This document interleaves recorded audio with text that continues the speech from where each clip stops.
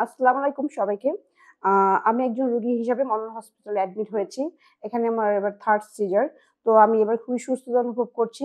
বিগত সিজার গুলো খুব সুন্দরভাবে হয়েছে এখানে এবং তাদের যে বিহেভিয়ার অ্যাডমিশন থেকে শুরু করে এন্ডিং পর্যন্ত তাদের যে সার্ভিস গুলো আমাদেরকে দেওয়া হয় সেটা একদম পরিবারের সদস্যের মতো। তাদের বিহেভিয়ার অসাধারণ এবং সেই সাথে রুগীর কোন টাইমে কোনটা করা হবে না, রুগীর কোনো ভাবার বিষয় নেই। তারাই সর্বোচ্চ সেবা দিয়ে থাকে আমাদেরকে এবং তাদের কথা আসলে এখানে সার্ভিস না নিলে সেটা বলে বোঝার মতো না। তাই আমি সবাইকে আহ্বান জানাবো যারা গর্ভবতী মায়েরা আছেন এবং অন্যান্য পেশেন্ট যারা আছেন তারা মনোহর হসপিটালে আসবেন এবং এখানে সেবা গ্রহণ করবেন এবং আমি মনে করি যে অনেক কঠিন জটিলতর বিষয় থেকে আপনারা বেঁচে যাবেন।